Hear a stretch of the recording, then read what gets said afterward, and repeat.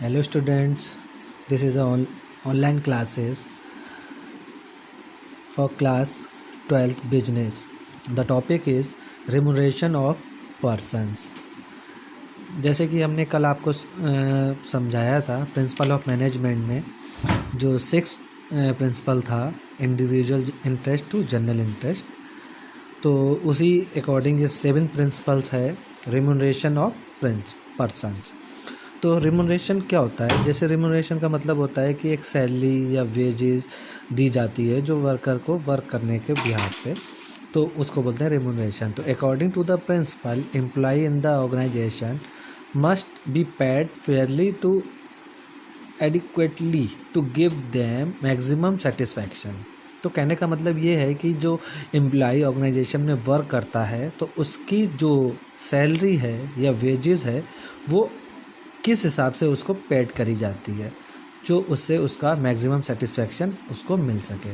जैसे आज के टाइम में जो वर्क बंदा करता है, जैसे जो 8 घंटे में वर्क कर रहा है या 10 घंटे में वर्क कर रहा है, तो उसके हिसाब से उसकी क्या सैलरी होनी चाहिए। मान के चलिए अगर उसको 8-10 हज़ार मिलते हैं तो वो उसका सेटिस्फैक्शन नहीं होता है, और जब तक उसको सेटिस्फैक्शन नहीं होगा वो वर्क उसका अच्छे से वर्क नहीं करेगा, वो दूसरी जगह चला जाएगा, जो उसको जहाँ पर ज़्यादा पैसा मिलेगा वो वहाँ चला जाएगा। तो उसका एक फेयरली पेड जो होती है वो एक तरीके की नहीं हो पाती है, जिससे उसे मैक्सिमम सेटिस्फैक्शन नहीं मिलता है। To employ should be paid fair wages and salaries which would give at least a reasonable standard of living. कहने का मतलब ये है कि अगर एम्प्लॉइज़ को एक अच्छा तरीके का फेयर या वेजेस या सैलरी अगर उसको पेड नहीं की जाती है कोई अच्छे स्टैंडर्ड तरीके से, तो वो उसके अंदर एक सेटिस्फैक्शन नहीं हो पाता है। अगर वो वर्क कहीं करता है तो उसकी सैलरी उसके वर्क के हिसाब से उसको देनी चाहिए। जैसे अगर वो जो भी वर्क कर रहा है कम से कम उसके वर्क के हिसाब से उसकी सैलरी उसको पेड करनी चाहिए। At the same time it should be with the playing capacity of the company. अब अगर इसी तरीके से वो किसी कंपनी में वर्क करता है तो उसकी जो पेइंग कैपेसिटी है उस कैपेसिटी के हिसाब से उसको पेमेंट देना चाहिए। जो भी उसका पेमेंट हो रहा है या जो उसकी पे हो रही है तो उस पे के हिसाब से उस कंपनी ने उसको पे करना चाहिए। The fair wages is determined according to. अब फेयर जो उसका वेजेस है वो कैसे डिक्लेयर करेगा, किसके अकॉर्डिंग होना चाहिए। अब कैसे पता चले? जैसे अगर कोई रिक्शे वाला है, अगर रिक्शे वाला आपको रिक्शा चला रहा है तो वो मेहनत भी कर रहा है, तो इसका मतलब ये थोड़ी ना है कि उसको 40-50 हज़ार रुपये सैलरी दे दी जाएगी, है ना। तो उसी हिसाब से फेयर वेजेस की एक अकॉर्डिंग किस तरीके से उसका फेयर वेजेस उसको बताया जाए कि इसकी क्या सैलरी इसकी होनी चाहिए। तो उसके लिए पहला फंक्शन होता है हमारा financial capacity of the concern.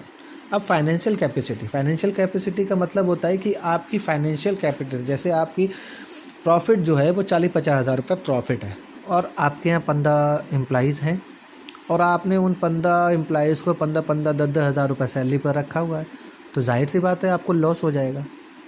तो इस हिसाब से नहीं है, तो वो डिपेंड करता है कि आपकी फाइनेंशियल कैपेसिटी आपकी कितनी है। नेक्स्ट है by keeping in mind the minimum wages act of government. अब गवर्नमेंट का मतलब आ जाता है कि मिनिमम वेजेस। अब जो गवर्नमेंट ने जो माइंड सेट कर रखा है, गवर्नमेंट ने कहा है कि कम से कम मिनिमम वेजेस एक गवर्नमेंट ने अपने तरफ से एक बना रखी है कि इससे कम तो आप दे नहीं सकते हो, इससे ज़्यादा आप कुछ भी दे सकते हो। तो वे गवर्नमेंट के अकॉर्डिंग तो उन्होंने मिनिमम वेजेस सेट कर रखा है। The wages and salary paid by competitors मतलब जैसे आप मान के चलिए, जैसे आप कोई इंस्टीट्यूट चलाते हैं, टीचर जैसे कोई इंस्टीट्यूट चलाते हैं, तो वहाँ पर आपके बराबर से कॉम्पिटिटर काफ़ी इंस्टीट्यूट होते हैं। तो कोई इंस्टीट्यूट अपने यहाँ पर किसी टीचर को 6,000 रुपये देता है और कोई इंस्टीट्यूट वहाँ पर 8,000 देता है। तो 8,000 में और 6,000 में फ़र्क अगर दिखता है तो वहाँ के आपके एम्प्लॉय सारे चले जाएंगे वहाँ से।